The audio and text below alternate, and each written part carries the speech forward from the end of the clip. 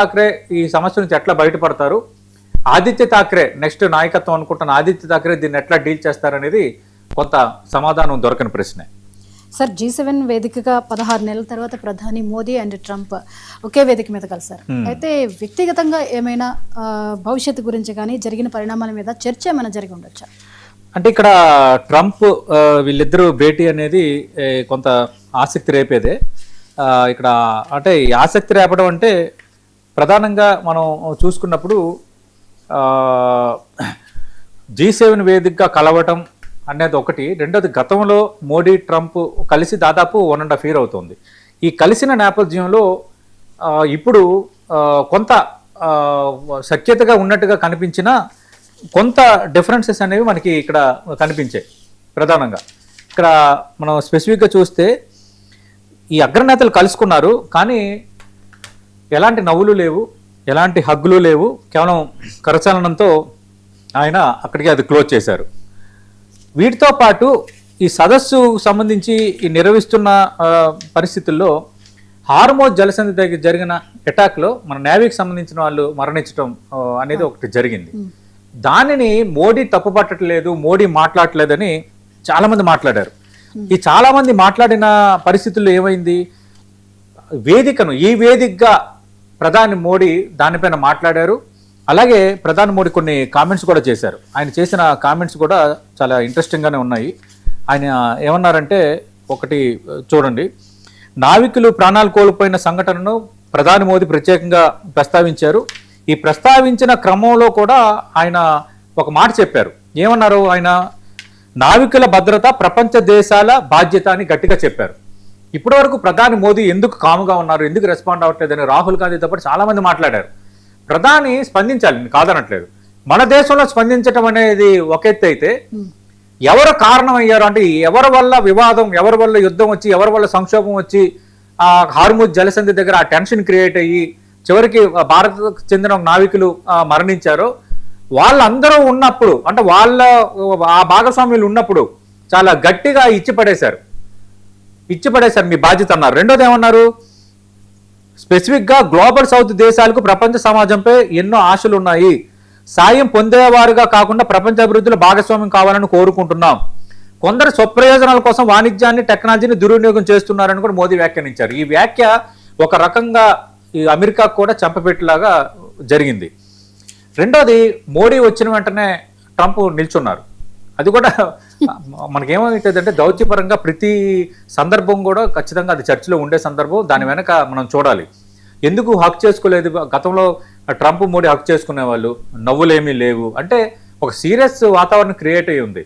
ఎందుకంటే మనం చూసాం, అటు ఇరాన్ అమెరికా మధ్యలో ఇజ్రాయెల్ ఈ యుద్ధం నేపథ్యంలో తర్వాత ట్రంప్ అంతకు ముందు మన పైన విపరీతమైన ఆంక్షలు విధించారు. ప్రపంచ దేశాలపైన విధిస్తూ మన పైన ఎక్కువ విధించారు. భారత్ స్నేహాస్తం చాటుతున్నా ట్రంప్ ఆంక్షలు విధిస్తూనే ఉన్నారు. ఈ సమస్యలు క్రియేట్ అవుతూనే ఉన్నాయి. ఈ పరిస్థితుల్లో ఈ నిన్న జరిగిన పరిణామం అయితే కొంచెం కీలకంగానే చూడాలి. ఎందుకంటే ఆల్రెడీ భారత్ అమెరికాల మధ్య వాణిజ్య ఒప్పందంకి సంబంధించి ఒకటి ఫిక్స్ అయింది, అది తుది దశలో ఉంది. కానీ కొన్ని ఇష్యూస్ ఉన్నాయి. ఇక్కడ ఇష్యూస్ ఏంటి, అమెరికా తన వ్యవసాయ ఉత్పత్తులైన డైరీ ఒకటి, పౌల్ట్రీ, బాదం, వాల్నట్స్ ఇలాంటివి భారత మార్కెట్లో తక్కువ సుంకాలతో రావాలని కోరుకుంటుంది. కానీ ప్రభుత్వం అలాగే విపక్షాల నుంచి ఉన్న అభ్యంతరాల నేపథ్యంలో రైతుల ప్రయోజనాలను దృష్టిలో పెట్టుకుని ఈ రంగాన్ని పూర్తిగా తెరవడానికి, అంటే క్లియర్ చేయడానికి వాళ్ళు పెట్టిన కండిషన్స్ ఒప్పుకోవడానికి భారత ప్రభుత్వం సిద్ధంగా లేదు. అక్కడ ఒక టెసిల్ కంటిన్యూ అవుతోంది. ఇంకోటి ఏంటి, భారత్కు సంబంధించిన డేటా స్వేచ్ఛగా రావాలని అమెరికా టెక్ కంపెనీలు డేటా కోరుతున్నాయి. ఇది భారత గోప్యత భద్రతా విధానాలతో కూడుకున్న అంశమని భారత్ దాంతో విభేదిస్తోంది. వీటితో పాటు డిజిటల్ చెల్లింపు విధానాలు, యూపీఐ వ్యవస్థలో విదేశీ సంస్థలకు సమాన అవకాశాలు లేవని అమెరికా ఆందోళన చెందుతోంది. ప్రధానంగా దీంతో ఒక ప్రతిష్టంభన కొనసాగుతోంది. అందుకు మళ్ళీ ఈరోజు సాయంత్రం కూడా మళ్ళీ ప్రత్యేకంగా భేటీ అవుతారు. కాబట్టి ఇద్దరు ఈ భేటీ అయ్యే నేపథ్యంలో ఏం జరగచ్చు, నిజంగా వాణిజ్య ఒప్పందంకి సంబంధించి ఒక క్లారిటీ వస్తుందా, మనపై విధించిన ఆంక్షలు ఏవైతే ఉన్నాయో, సుంకాలు ఏవైతే ఉన్నాయో వాటి తగ్గింపు దిశగా ట్రంప్ ఏమైనా ఒక గ్రీన్ సిగ్నల్ ఇస్తారనేది వేచి చూడాల్సిన అంశం. ఏదైనా భారత్ మాత్రం, అలాగే భారత ప్రధాని మోదీ మాత్రం చాలా డిప్లొమసీని అయితే ప్రదర్శించారు.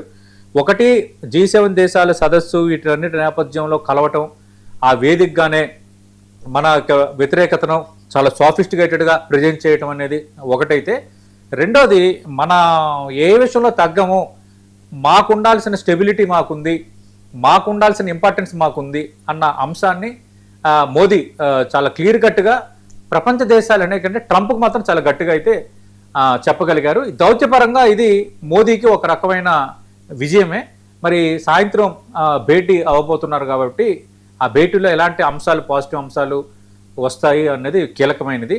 రెండోది ఏంటంటే, ట్రంప్ మనకి సాయం చేస్తున్నట్టుగా ఉండి, మనతో ఫ్రెండ్లీగా ఉన్నట్టుండి మనపై ఆంక్షలు విధించడం, మనకు సంబంధించి కొన్ని వ్యాఖ్యలు చేయటం, అక్కడ వీసా ఇలాంటి నిబంధనలకు సంబంధించి తీసుకుంటున్న నిర్ణయాలని భారతీయులు ఎక్కువ మంది ఎఫెక్ట్ అవుతుండడం మనం చూస్తున్నాం.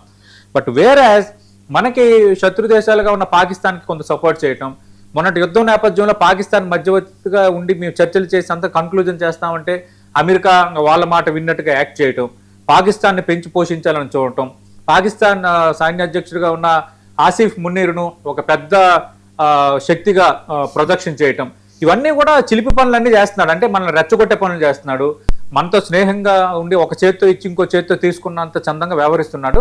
కానీ భారత్ని అమెరికా కానీ ప్రపంచ దేశాలు కానీ తక్కువ అంచనా వేయొద్దు అంటారు కదా, చర్యకు ప్రతిచర్య ఉంటుంది అంటారు కదా. అలాగే భారత్ పాటిస్తున్న సంయమనం కానీ, భారత్ యుద్ధ నేపథ్యంలో ఎదుర్కొంటున్న ఆర్థిక సవాళ్ళ నేపథ్యంలో వ్యవహరిస్తున్న తీరు, అలాగే ఇప్పుడు G7లో ప్రధాని మోదీ వ్యవహరిస్తున్న తీరు అనేది మనం తల ఎత్తుకునే ఉంటాం సమస్య ఏదైనా అన్నది ఒక clear cut indication. Right sir, thank you so much. Thank you Jyothi garu. ఇది ఇవాల్టి analysis with Satish. Keep watching 99 TV.